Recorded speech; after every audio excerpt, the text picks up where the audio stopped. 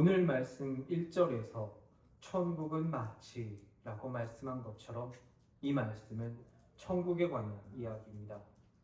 오늘 말씀을 읽다 보면 이게 뭐라고 콕 집어서 말할 수는 없는데 뭔가 신기한 느낌을 받습니다. 이야기에 나온 이야기와 소재가 앞과 뒤로 반복되고 있습니다. 신랑을 만날 기대에 찬 열처녀가 1절에서 2절 말씀에 등장합니다. 그들은 10절에서 신랑을 만납니다.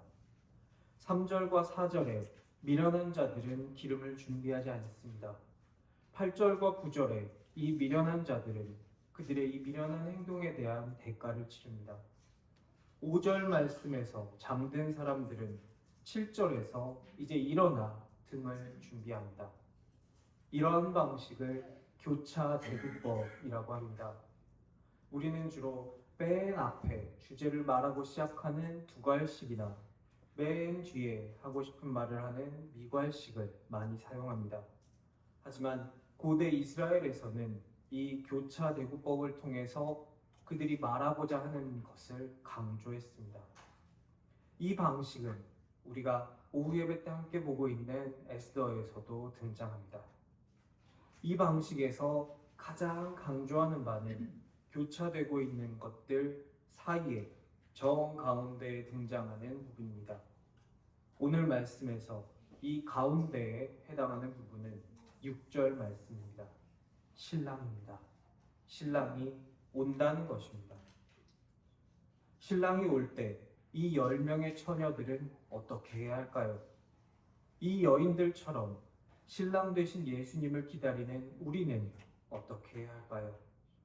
13절은 이렇게 말씀하고 있습니다.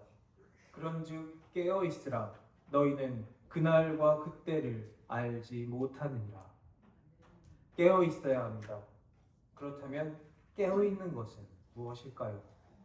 밤을 새워서 불침번이라도 세워두라는 것일까요?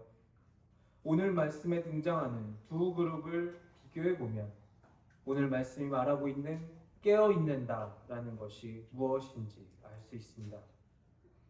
이 말씀은 오늘 등장하는 열처녀의 이야기는 예수님을 모르는 사람에게 주신 말씀이 아니라 이미 알고 있는 사람, 교회 안에 있는 사람에게 하신 말씀입니다. 왜냐하면 오늘 이야기에 등장하는 두 그룹은 모두 등을 가지고 있기 때문입니다. 둘 다 신랑이 올 것을 알고 있기 때문입니다. 신랑이 올 것을 둘 다 알았지만, 그래서 준비는 했지만 제대로 준비한 그룹은 하나뿐이었습니다. 오늘 말씀은 우리에게 묻고 있습니다. 너희는 다 안다. 하나님이 오셔서 너희를 위해 죽으신 것도 그리고 다시 오실 것도 다 안다. 준비를 해야 하는 것도 너희는 알고 있다. 그런데 너희는 아는 대로 살고 있느냐? 묻고 있습니다.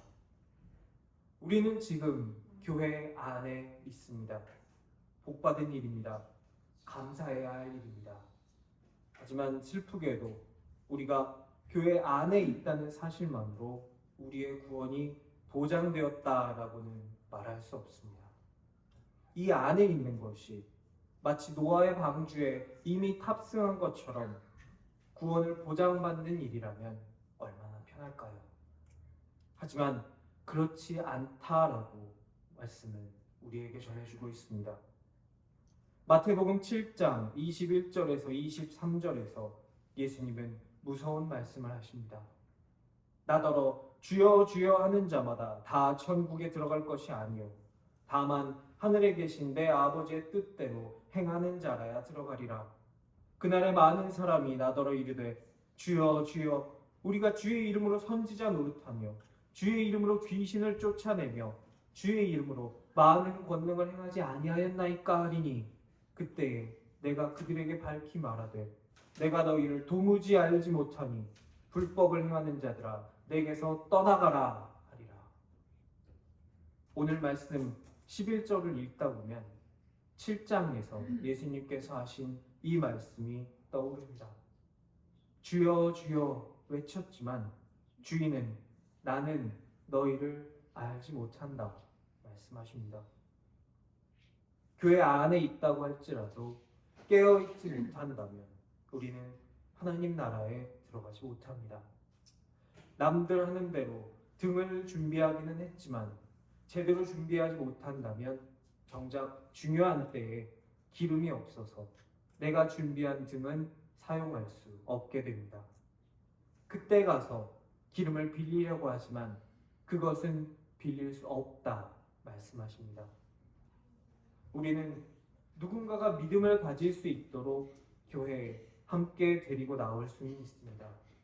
하지만 유산을 물려주는 것처럼 우리가 가진 믿음을 그 사람에게 주지는 못합니다. 슬기로운 그룹이 자신의 기름을 준비했던 것처럼 그들도 그들의 기름을 그들 스스로 준비해야 하는 것입니다. 그렇다면 깨어있는 것은 도대체 무엇일까요? 오늘 말씀 5절에 보면 신랑이 더디 오므로 다 졸며 잘세라고 말씀하고 있습니다. 신랑이 더디 온다, 늦어진다 라는 것은 기다리는 사람 관점에서의 이야기입니다. 신랑은 그저 신랑이 와야 할 때에, 신랑이 정한 그 때에 오는 것입니다. 우리는 하나님이 다시 오실 것을 기대하고 기다리는 사람들입니다. 내 삶이 잘 풀리지 않고 괴로울 때에는 주님 빨리 오셨으면 좋겠다 생각합니다. 나에게 괴로운 일이 닥쳐오기 전에 그래 기왕 이렇게 된 거 오늘 밤에 오시면 좋겠다라는 상상도 해봅니다. 내가 즐겁고 잘 풀릴 때에는 좀 천천히 오셨으면 좋겠다라는 생각도 합니다. 하지만 하나님은 나의 기분과 상황과는 상관없이 그저 오실 때에, 오시기로 정하신 그 때에 오실 것입니다. 우리는 그 날과 그 때를 알지 못합니다. 우리가 해야 할 일은 깨어 기다리는 것입니다. 오늘 말씀에서 두 그룹은 모두 잠이 들었습니다. 깨어 있다라는 것이 단순히 잠들지 않는다라는 것을 의미하지는 않는다는 것입니다. 깨어 있는 것은 그저 눈을 뜨고 있는 것을 말하는 것은 아닙니다. 그렇다면 깨어 있는 것이 무엇입니까? 오늘 나온 열처녀는 두 그룹으로 나뉘어져 있습니다. 이 두 그룹이 결정적인 차이를 보인 것이 있습니다.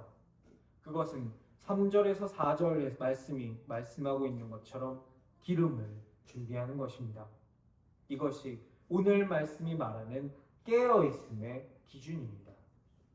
기름은 언제 준비해야 합니까? 신랑이 오기 전에 준비해야 합니다. 신랑이 오고 나서 준비하려고 하면 늦습니다. 그때에 가서 기름을 사러 간다면 기름을 사서 돌아왔을 때 문은 닫혀 있을 것입니다.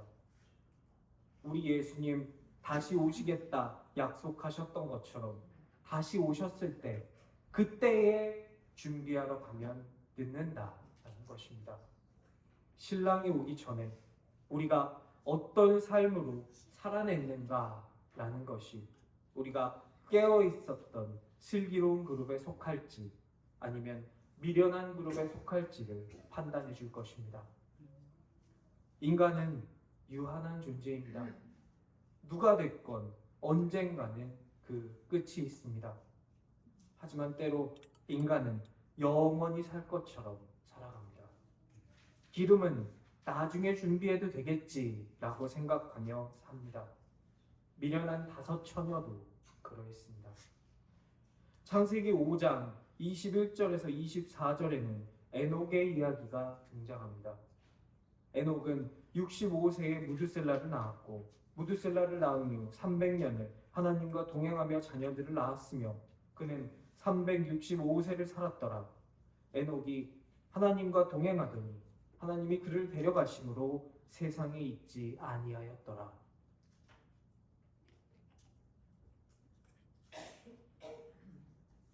갑자기 뜬금없이 왜 에녹이냐? 마태복음 보다가 왜 갑자기 창세기가 튀어나온 것인가 싶습니다. 하지만 우리는 지금 이 시점에서 에녹을 보아야 합니다. 에녹의 삶이 준비하는 삶, 깨어있는 삶이었기 때문입니다. 에녹은 엘리야와 함께 죽음을 보지 않고 천국으로 옮겨진 단 둘밖에 안 되는 인물입니다. 성경은 그의 삶을 둘로 나눠서 기록하고 있습니다. 하나님과 동행했던 300년간의 삶과 그렇지 않았던 65년간의 삶입니다. 도대체 무엇이 이 에녹의 삶을 이렇게 명확하게 구분되게 만들었을까요? 도대체 그의 삶에서 무슨 일이 있었던 것일까요? 성경은 그의 삶이 이렇게 칼로 자르듯 명확하게 잘라지는 그 지점에 무드셀라를 위치시킵니다. 고대 이스라엘에서 이름은 단순한 호칭 그 이상이었습니다. 한 사람의 이름은 그 사람의 삶을 압축적으로 보여줍니다. 에녹의 아들 무드셀라의 이름의 첫 번째 뜻은 창을 던지는 사람이었습니다. 창을 잡고 있는 사람은 자기 부족을 지키는 사람, 싸우는 사람, 전쟁에서 지휘하는 사람이었습니다. 그는 그의 가문을 이끌었습니다. 에녹의 아들 무드셀라의 이름의 두 번째 뜻은 죽다라는 의미의 무드, 그리고 보내다라는 이름의 셀라를 합친 것입니다. 죽음을 보내는 자. 이 사람이 죽으면 내가 심판을 보내겠다라는 의미입니다. 갑자기 이게 무슨 말인가 싶어서 창세기 5장을 펴놓고 계산기를 옆에 켜놓고 열심히 계산을 해봤습니다. 에녹이 태어난 해를 시작으로 65년에 무드셀라가 태어납니다. 이게 정확한 연대가 아니라 태종 13년 이런 식으로 에녹 65년 이런 식의 날짜 세기입니다. 252년에 라멕이 태어나고 434년에 노아가 태어납니다. 934년에 노아의 아들 셈과 함과 야벳이 태어납니다. 1029년에 라멕이 사망합니다. 그리고 1034년에 무드셀라가 사망합니다. 네, 그렇군요. 그런데 이게 무슨 의미입니까? 창세기 7장 6절은 말합니다. 홍수가 땅에 있을 때에 노아가 600세라. 노아가 태어난 것이 이 연대 기준으로 434입니다. 434에 태어난 노아가 600세 되던 해가 1034입니다. 그리고 무드셀라가 사망한 것이 1034입니다. 이때 홍수가 일어납니다. 무드셀라의 이름처럼 죽음이 인간 세상에 보내집니다. 홍수의 심판이 옵니다. 에녹이 하나님과 동행한 것이 이 무드셀라를 낳은 다음부터입니다. 에녹은 그의 눈에 보이는 하나님의 종말의 시계가 있었던 것입니다. 종말이 오는 것은 확정돼 있고 언제 오는 것이냐가 문제인데 그걸 알려줄 수 있는 시계가 나의 눈앞에 있습니다. 내 아들입니다. 이 아이의 죽음이 언제 올지 나는 알지 못합니다. 나약한 인간은 언제 어디서 무슨 일이 생길지 알 수 없습니다. 이 아이가 언제 죽을지 나는 도무지 알지 못합니다. 눈에 보이는 종말의 시계 앞에서 에녹은 깨어있는 삶을 살았습니다. 마지막이 온다면 나는 어떤 준비를 해야 하는가? 내일이 마지막 날이라면 나는 오늘을 어떻게 살아야 하는가를 생각하면서 살았습니다.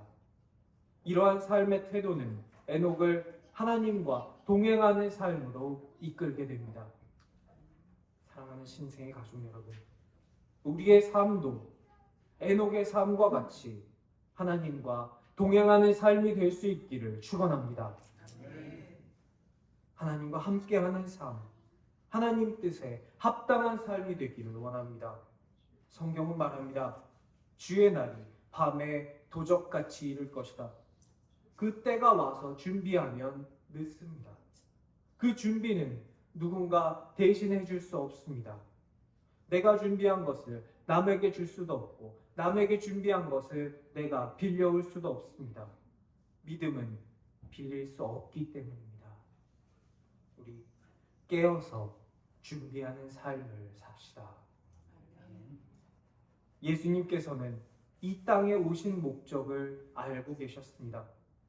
마지막이 언제인지, 자기의 이 육체를 입은 이 몸의 마지막 모습이 어떤 모습일지도 알고 계셨습니다. 하지만 아버지의 뜻을 따라 그 길을 가셨습니다. 우리를 사랑하셔서, 너무나 사랑하셔서 그 죽음과 고통의 길을 지금 걷고 계십니다. 예수님은 제자들에게 여러 번 미리 말씀하신 것처럼 고난당하시고 십자가에 달려서 돌아가셨습니다. 예수님은 제자들에게 미리 말씀하셨던 것처럼 다시 오실 것입니다. 우리는 그것을 압니다. 10명의 처녀도 신랑이 올 것을 모두 알았습니다. 하지만 안다고 모두 잔치에 들어가지는 못했습니다. 우리는 그 날과 그 때를 알지 못합니다. 하지만 우리는 깨어 있어야 한다는 것을 압니다. 깨어 있어야 천국의 잔치자리에 들어갈 수 있다는 것을 압니다. 에녹처럼 마지막이 있다면 어떻게 살아야 할 것인가?